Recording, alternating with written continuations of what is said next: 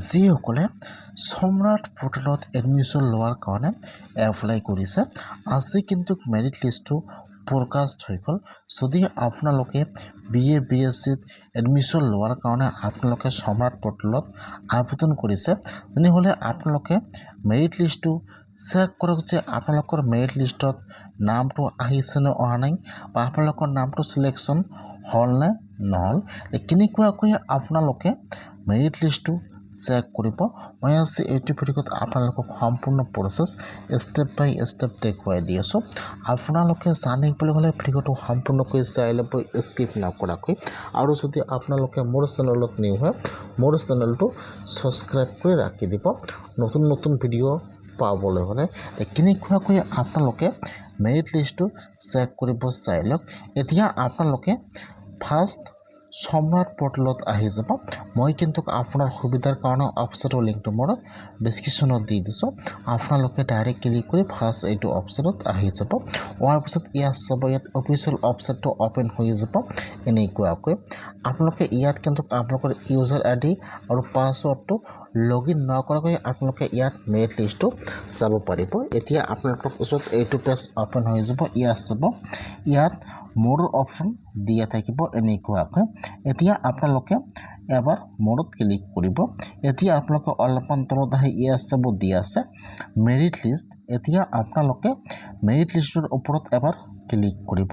এতিয়া কিন্তু আপোনাৰ ওচৰত আৰু এটা নতুন পেজ ইয়াত অ'পেন হৈ যাব এনেকুৱাকৈ। এতিয়া আপোনালোকে ফাৰ্ষ্ট সেইটো এড্ৰেছটো বা ইয়াত আপোনালোকৰ নামটো ক্ল'জ কৰি দি দিব।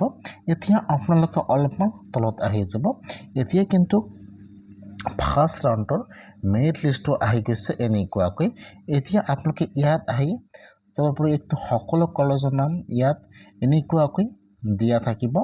এতিয়া আপোনালোকে ইয়াত চাব লাগিব যে আপোনালোকে কোনটো কলেজত এডমিশ্যন লোৱাৰ কাৰণে আপোনালোকে এপ্লাই কৰিছে। এতিয়া আপোনালোকে ইয়াত কলেজৰ নামটো চাব আৰু এইফালে চাব দিয়া আছে মেৰিট লিষ্ট। আপোনালোকে ইয়াত কলেজৰ নামটো চাই আপোনালোকে এতিয়া মেৰিট লিষ্টৰ ওপৰত এবাৰ ক্লিক কৰিব। এতিয়া কিন্তু আপোনাৰ ওচৰত সেইটো কলেজৰ মেৰিট লিষ্টটো ইয়াত অ'পেন হৈ যাব এনেকুৱাকৈ।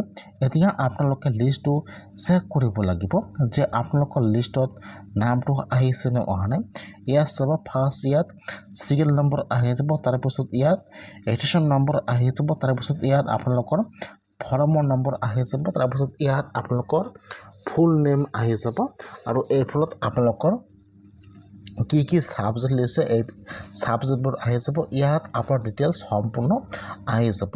এতিয়া আপোনালোকে ইয়াত যিহেতু বহুতো কলেজৰ নাম দিয়া আছে, এতিয়া আপোনালোকে যিটো কলেজত এডমিশ্যন লোৱাৰ কাৰণে এপ্লাই কৰিছে এতিয়া আপোনালোকে ইয়াত কলেজৰ নামটো চাব লাগিব যে লিষ্টত নামটো আহিছে নে অহা নাই। যিবিলাক কলেজ গুৱাহাটী ইউনিভাৰ্চিটিৰ আণ্ডাৰত আছে এতিয়া কিন্তু আপোনালোকে সেইবোৰ ইয়াৰ পৰা আপোনালোকে অতি সহজে যাব পাৰিব। আৰু যিবিলাক কলেজ অট'মেশ্যন হৈ আছে এতিয়া কিন্তু আপোনালোকে ডাইৰেক্ট ক্ৰমত আপোনালোকে সেইটো কলেজৰ অফিচত যাই কিন্তু আপোনালোকে লিষ্টবোৰ যাব পাৰিব। সেইকাৰণে আপোনালোকে যিবোৰ কলেজত এডমিশ্যন লোৱাৰ কাৰণে আপোনালোকে এপ্লাই কৰিছে ইয়াত চাব, ইয়াত 3টা অপশ্যন দিয়া আছে কলেজ নাম। এতিয়া আপোনালোকে কলেজ নামৰ ওপৰত ক্লিক কৰিব। ইয়াত কিন্তু চাৰ্চৰ অপশ্যন আহি যাব।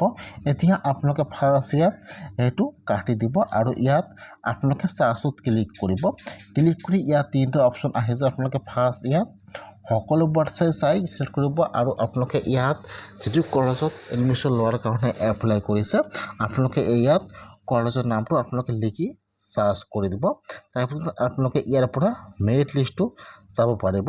যিহেতু আজি ফাৰ্ষ্ট ৰাউণ্ডৰ মেৰিট লিষ্ট আহি গৈছে, যদি আপোনালোকৰ পাৰ্চেণ্টেজ কম আছে তেনেহ'লে কিন্তু আৰু এটা ছেকেণ্ড লিষ্ট আহি যাব। যদি আপোনালোকৰ ফাৰ্ষ্ট লিষ্টত নাম অহা নাই তেনেহ'লে কিন্তু আপোনালোকে একো চিন্তা কৰিব নালাগে। যিসকলৰ পাৰ্চেণ্টেজ কম আছে সেইসকলে কিন্তু ফাৰ্ষ্ট লিষ্টত নাম নাহিব পাৰে। সেইকাৰণে আপোনালোকে আজিয়ে ফাৰ্ষ্ট লিষ্টটো চেক কৰক যে আপোনালোকৰ লিষ্টত নামটো আহিছে নে অহা নাই। যিসকলৰ কিন্তু পাৰ্চেণ্টেজ বেছি আছে সেইসকলৰ নাম কিন্তু লিষ্টত 100% আহি যাব। যিহেতু আজি ফাৰ্ষ্ট ৰাউণ্ডৰ মেৰিট লিষ্টটো প্ৰকাশ হৈ গ'ল। সেইকাৰণে যদি আপোনালোকে স্মাৰ্ট পৰ্টেলত এডমিশ্যন লোৱাৰ কাৰণে এপ্লাই কৰিছে, আপোনালোকে এনেকুৱাকৈ মেৰিট লিষ্টটো চেক কৰিব লাগিব। অথবা কিন্তু আপোনালোকে যিটো কলেজত এডমিশ্যন লোৱাৰ কাৰণে আপোনালোকে এপ্লাই কৰিছে, আপোনালোকে সেইটো কলেজৰ কিন্তু অফিচিয়েল ৱেবছাইটত যে আপোনালোকে লিষ্টটো চাব পাৰিব যে আপোনালোকৰ লিষ্টত নামটো আহিছে নে অহা নাই।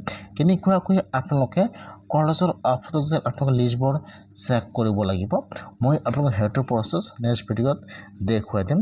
যিহেতু আজি ফাৰ্ষ্ট ৰাউণ্ডৰ মেৰিট লিষ্ট প্ৰকাশ হৈছে, সেইকাৰণে আপোনালোকে আজিয়ে মেৰিট লিষ্টটো চেক কৰিব যে আপোনালোকৰ লিষ্টত নামটো আহিছে নে অহা নাই, আৰু আপোনালোকৰ কিমান টকা ফিজ এডমিশ্যন, আৰু আপোনালোকে কিমান তাৰিখে যে এডমিশ্যন কৰিব লাগিব, মই আপোনালোকক সেইটো প্ৰচেছ নেক্সট ভিডিঅ'ত দেখুৱাই দিম।